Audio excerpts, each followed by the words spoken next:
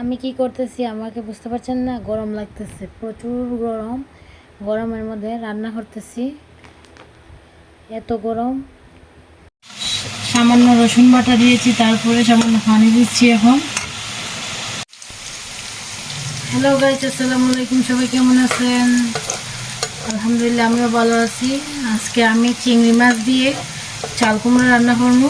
এই রেসিপিটা আপনাদের সাথে শেয়ার করতেছি, সবাই দেখে বলবেন কেমন হয়েছে। আর প্রথমে আমি তেলের মধ্যে চিংড়ি মাছগুলো ভেজে নিয়েছি, তারপরে সেই তেলেই আপনার পেঁয়াজগুলো দিয়েছি, লাল করতেছি। এখন বাদামি কালার হলে পরে মশলা দেব। এখন আমি পরিমাণ মতো লবণ দিয়ে দিচ্ছি, যাই যেরকম পরিমাণ করে দিবেন। আমি আমার মতো করে মরিচের গুঁড়া দিয়ে দিচ্ছি। কুমড়া তরকারিতে মরিচ কম ভালো লাগে। পরিমাণ মতো হলুদের গুঁড়া দিয়ে দেবো এখন। এটা হলো ধনে গুঁড়া, যে যতটুকু পরিমাণ করে মশলা দিবেন দিয়ে দেবেন, সমস্যা হবে না। আমি আমার পরিমাণ মতো আমি প্রায় যেরকম এরকম দিতেছি। আমার মশলা কষানো ডান। এখন আমি চাল কুমড়া দিয়ে দেব। এই যে দেখতে পাচ্ছেন চাল কুমড়া, আমি এগুলো এখন দিয়ে দেব।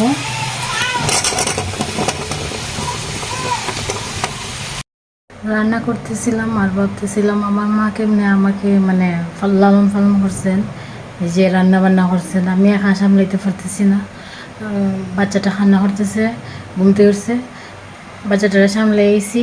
অবশ্যই ভিডিওর মধ্যে শুনছেন বাচ্চা রান্না করতেছে, আমি রান্না করতেছি আর বাচ্চা রান্না করতেছে, বাচ্চা সামলে এসেছি। আর একদিকে হইতেছে এলো আপনার কুমড়া তরকারি, চিংড়ি মাছ দিয়ে কুমড়া, আর একদিকে হইতেছে এলো করলা ভাজি।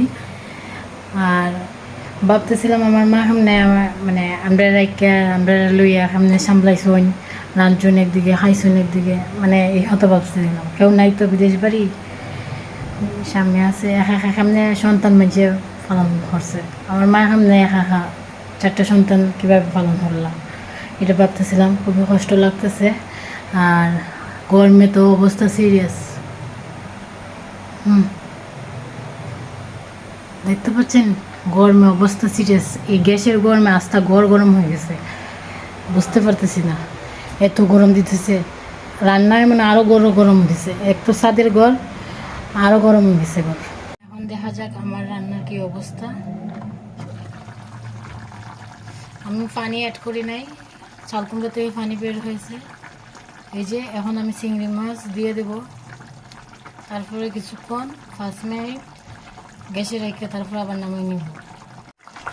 এই যে এখন আমি চিংড়ি মাছ দিছি, তারপরে কাঁচামরিচ দিছি, আর লামাইবার 1 মিনিট আগে আমি বাখর পাতা দিব, ধনিয়ার পাতা দিব, দিয়ে লামাই লিমু। আজকের ভিডিও এই পর্যন্তই। আর সবাই কমেন্ট করে জানাইবে আমার রান্না কীরকম হয়েছে। আজকে এই পর্যন্তই। আসসালামু আলাইকুম। সবাই ভালো থাকবেন, সুস্থ থাকবেন, আর সবাই আমার জন্য দোয়া করবেন, আমার বাচ্চার জন্য দোয়া করবেন। আল্লাহ হাফেজ।